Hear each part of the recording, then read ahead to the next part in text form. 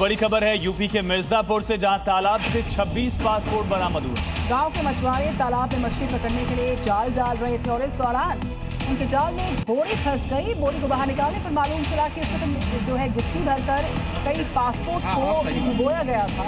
मछुआरों ने जब बोरी को खोला तो उसमें 2 दर्जन से ज्यादा पासपोर्ट मिले। तस्वीरें आप देखिए, ये पासपोर्ट तालाब में डुबोकर फेंका गया। भगौड़े नीरव मोदी को लेकर बहुत बड़ी खबर है। नीरव की भारत वापसी का रास्ता पूरी तरह साफ हो गया है। यूरोप में आखिरी मुकदमा नीरव मोदी हार गया। मानवाधिकार कोर्ट में इसका केस चल रहा था और यूके ने प्रत्यर्पण प्रक्रिया यानी एक्स्ट्राडिशन का जो पूरा प्रोसेस है वो शुरू कर दिया है और भारत ले आया जाएगा नीरव मोदी। भारत की अदालत में आगे केस चलेगा।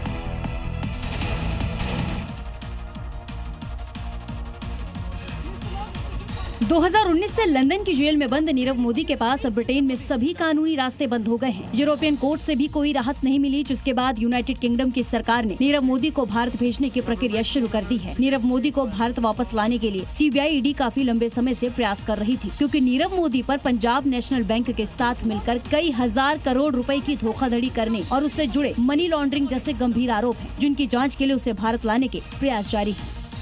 देश में पहली बार वक्फ बोर्ड पे हिंदुओं की एंट्री हो गई है और ऐसा करने वाला मध्य प्रदेश पहला राज्य बन गया, जहां पर वक्फ बोर्ड में 2 हिंदू मेंबर्स बनाए गए। वक्फ संशोधन अधिनियम 2025 के तहत इस नियुक्ति को लेकर कुछ मुस्लिम संगठनों ने पत्थरबाजी वाली धमकी दी, क्योंकि उन्हें वक्फ बोर्ड में हिंदुओं की नियुक्ति मंजूर नहीं है। क्योंकि वक्फ संशोधन अधिनियम 2025 के तहत एमपी वक्फ बोर्ड में मनोज मालपानी और अनिमेश भार्गव को जगह दी है। इस फैसले के खिलाफ मध्य प्रदेश के मुसलमानों ने मोर्चा खोल दिया है और धमकी कश्मीर के पत्थर मॉडल वाली दे दी है। लेकिन ऐसे पत्थरबाजी का मंसूबा रखने वालों को मध्य प्रदेश वक्फ बोर्ड अध्यक्ष सनवर पटेल ने भी चेतावनी दी और 2 टूक कह दिया है कि देश संविधान से चलेगा, मुसलमानों को भड़काने वालों पर कानून का चाबुक चलेगा। पश्चिम बंगाल से बड़ी खबर है, बारुईपुर का जो पूरा मामला था उसमें कार्रवाई की गई है। 3 आरोपी अरेस्ट किए।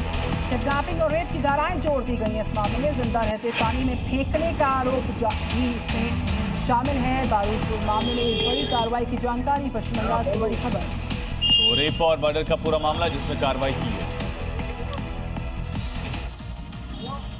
बारुईपुर नाबालिग के शव को लेकर अभी पुलिस कार्रवाई चल रही है। गैंग रेप और किडनैपिंग की धाराएं जोड़कर 3 आरोपियों को अरेस्ट भी कर लिया गया है।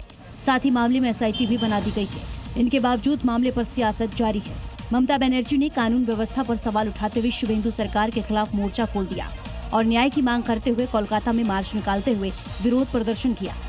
साथ ही ममता ने आरोप लगाया कि उनके परिजनों से मिलने से रोका गया, जबकि दूसरी तरफ पुलिस ने 3 FIR दर्ज करके कार्रवाई तेज कर दी है।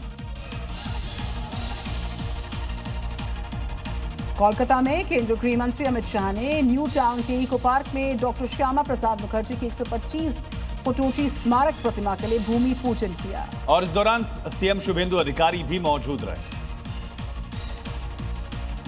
केंद्रीय गृह मंत्री अमित शाह ने भारतीय जनसंघ के संस्थापक और भारतीय जनता पार्टी के विचारक डॉक्टर श्यामा प्रसाद मुखर्जी की जयंती पर उनकी 125 फीट ऊंची प्रतिमा का शिलान्यास किया।